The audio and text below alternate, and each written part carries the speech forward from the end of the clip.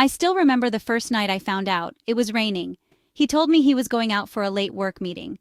I believed him, like always. But something inside me felt strange. I couldn't sleep. My heart was heavy for no reason. I picked up my phone and checked his location. He had shared it with me months ago and probably forgot. That's when I saw it. He wasn't at his office. He was parked outside a house I didn't recognize. I stared at the screen for a long time, thinking maybe I was wrong. Maybe he was just helping a friend. Maybe this was all in my head. But deep down, I knew. I felt something inside me break that night. But I didn't cry. I just sat there, quiet, still. I waited for him to come home. When he finally walked in, hours later, he smiled at me like nothing happened. He kissed my forehead, told me he was tired, and went to bed. I followed him, pretending everything was okay. But my eyes didn't close that night. My mind kept playing images I hadn't even seen yet. The next day, I went through his things when he left for work. His messages were gone, his call history clean. He had covered his tracks well, but cheaters always slip. And he did. Over the next few weeks, I watched him carefully. I stopped asking questions. I acted normal. I cooked, cleaned, laughed when needed, and loved him like I always did. But inside, I was drowning. Every time he said, "I love you," I wanted to scream. But I didn't, because I had decided something. If he wanted to cheat, fine, let him. But he was going to pay for it. Not with shouting or tears, but with something much worse: consequences. So I started collecting proof, quietly. Every time he left at night, I followed. I took pictures, I recorded voice notes. I even became friends with the woman he was seeing, without her knowing who I really was. She thought I was just some new neighbor. She told me everything: how they met, how long it had been, what they planned. She even said he was planning to leave his wife soon. That wife was me. I kept listening to her like I was interested, like I cared. I smiled, nodded, even laughed with her sometimes, while every word she said felt like a knife to my chest. She had no idea who I really was, and he, my husband, had no idea that the walls were slowly closing in on him. Every time he told her he loved her, every time he promised her a future, he was digging his own grave, and I was just watching, quiet, patient, and more awake than I had ever been in my life. At home, I acted like nothing had changed. I still made his favorite tea in the morning. I still pressed his shirts. I still listened to his boring office stories. But I had stopped feeling anything for him. There was no love left. Only a calm kind of anger. I wasn't going to scream, cry, or throw things. That's what he expected. I was going to destroy his peace the way he destroyed mine, slowly and completely. Then came the first part of my plan. I met with a lawyer. I didn't want a simple divorce. I wanted a clean legal case, with proof of cheating, financial manipulation, and mental stress. The lawyer said, "If you have what you say you have, he's going to lose more than just the house." I just nodded. I didn't want revenge in one big scene. I wanted to hit him in ways he didn't expect, like losing his reputation, his job, and most importantly, his control over everything he thought he owned. One day he came home and said, "I think we should take a break. Maybe some space would help us." I just smiled and said, "Okay, if that's what you think." That smile must have confused him. He didn't know I already had all the messages he had sent her, all the videos, all the photos of them together. I had every receipt printed and saved in a folder. I even had recordings of his conversations with her, where he talked about finally being free from his boring wife. I moved out the next week, but not before leaving the folder on the dining table. I left the house early in the morning while he was asleep. Just a small note on top of the folder. "Read this carefully. It's not just a goodbye, it's the beginning of your ending." By the time he woke up, I had already filed for divorce. I had sent the proof to his HR department anonymously. I also mailed a copy to the girl he was dating, with a message: "You deserve to know the man you're planning your life with." She never replied, but I heard from someone that she broke things off the next day. He called me dozens of times, left long voicemails crying, begging, apologizing. He even came to my office once trying to talk, but I just walked past him like he was invisible, because the man I once loved didn't exist anymore. And now, I didn't want him back. I wanted him to feel what I had felt: unseen, unimportant, and broken. His company launched an investigation. He lost his promotion, then he lost his job. His social circle started pulling away. His friends were either ashamed or shocked. And the best part? I never raised my voice. I never fought. I never begged. I just stayed silent and let my proof speak for me. Because sometimes the loudest revenge is quiet. He stopped showing up after a while. The calls became fewer. The voicemails turned into silence. and I thought that would bring me peace, that knowing he was finally suffering would heal something inside me. But it didn't. Because the truth is, even after revenge, the hurt stays. Not because you want the person back, but because you can't believe they broke you like that and walked around smiling as if nothing happened. I spent nights lying in bed, not crying anymore, just staring at the ceiling, wondering how love turns into betrayal so easily, how someone who once held your hand so tightly could hold someone else's like you never existed. My friends started telling me I looked different, happier, lighter, but they didn't know the full story. I couldn't tell them everything. Some wounds feel too personal, too deep to explain, so I just smiled and said, "I'm doing better now." Which was partly true. I was better, but I was also not the same person anymore. That woman who once trusted blindly, who believed marriage meant forever, she was gone. One afternoon, a mutual friend sent me a message. He's been drinking a lot. Says he made the biggest mistake of his life. He's not doing well. I read the message twice, then put my phone down. I didn't reply. I didn't feel bad because I had done nothing wrong. I gave him loyalty, love, and years of my life. He gave me lies, and now he was just facing the consequences of what he chose. But even then, I didn't celebrate his downfall. I didn't post anything. I didn't talk about it online, because real pain doesn't need attention, and real healing is quiet too. I just kept living, day by day. I moved into a small apartment with a little balcony. I started reading again, cooking for myself, going on long walks. For the first time in years, I wasn't waiting for anyone to come home. And strangely, that emptiness felt peaceful. Months passed. Then one day I saw him again, at the grocery store. He looked older, tired, lost. When his eyes met mine, he froze. I didn't smile. I didn't frown either. I just looked at him like a stranger. Because that's what he was now. A stranger who once had my whole world in his hands and let it shatter like it meant nothing. He walked toward me slowly, like he didn't know what to say. And then, quietly, he whispered, "I'm sorry." I looked him in the eyes and replied, "So am I, but not for the reason you think." Then I turned around and walked away, leaving him standing there in the middle of the aisle with the weight of everything he'd lost. Because forgiveness doesn't always mean going back. Sometimes it means letting go, for real. As I walked out of that store, I felt something I hadn't felt in a very long time. Peace. Not joy, not revenge, just peace. A kind of stillness inside me that came from finally closing a chapter without needing to tear out the pages. I didn't look back. I didn't wonder what he was thinking. I had spent too many nights wondering about him, crying over him, trying to understand why he did what he did. But now, I didn't need the answers. I didn't need anything from him anymore. Life moved on. I changed jobs, made new friends, started traveling alone. At first, it felt strange to do things by myself, but slowly I started falling in love with the silence, the freedom, the power of making decisions just for me. I began to laugh again. Really laugh. The kind of laugh that comes when you're not pretending. The kind that says, "I survived." I heard he moved in with his parents after losing his job. I heard the other woman moved on too. She got engaged to someone else. Funny, isn't it? The people who break you rarely end up together. They just leave damage behind, like a storm that passes through and then disappears. One evening, I sat on my balcony with a cup of tea and thought about everything I had been through. The lies, the late nights, the silence, the pain, and then the strength. The way I chose not to become bitter. The way I picked myself up without screaming or begging. I realized then that my story wasn't just about revenge, it was about rediscovery. About learning how to love myself again after being treated like I was disposable.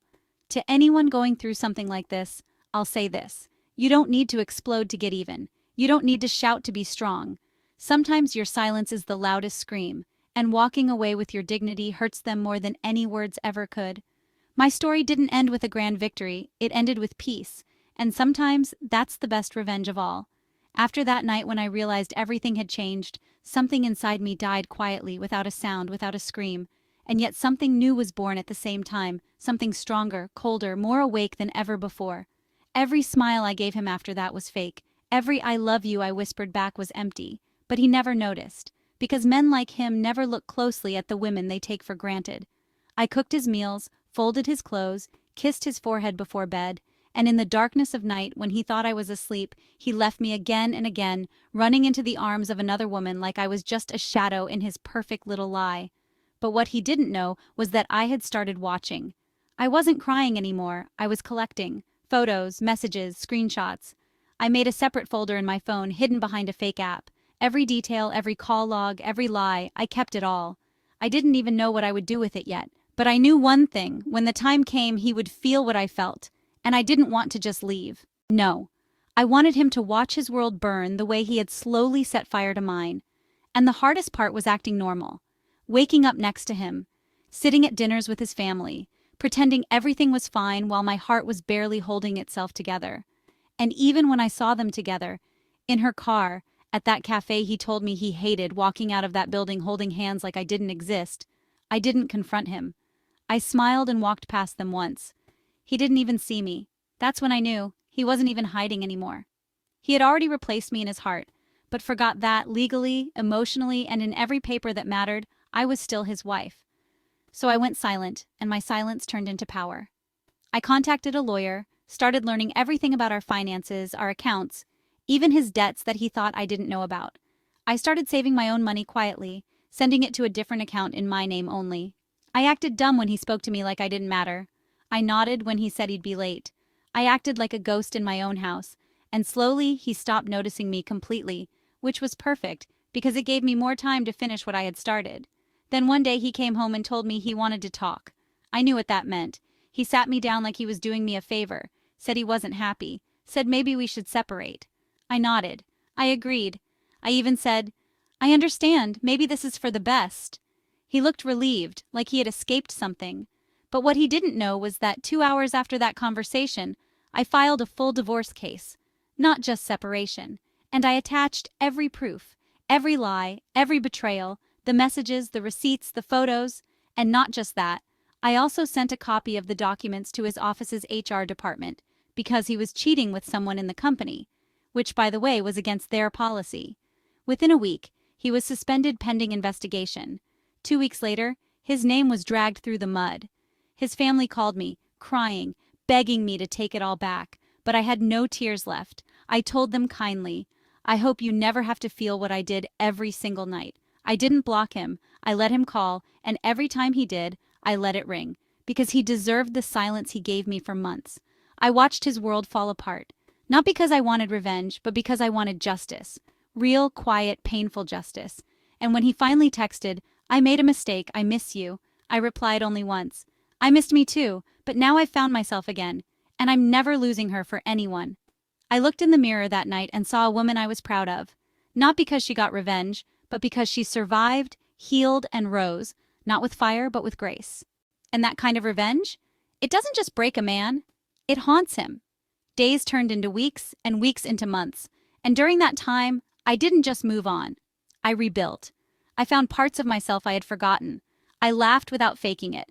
I slept peacefully for the first time in years, not wondering whose perfume was on his shirt or why he was late. And slowly, the pain didn't sting the same way. It softened, like a scar that reminds you of the pain, but doesn't hurt anymore. I started going out alone, to cafes, to bookstores, even to the park where couples held hands. And I didn't feel jealousy or sadness anymore. I felt calm, because I knew I had loved with everything I had. I gave more than anyone should ever have to give, and he destroyed that love like it was disposable. But in doing so, he also freed me from ever having to love the wrong person again. One day I got a message from the woman he cheated on me with. Just 4 words. "I didn't know. Sorry."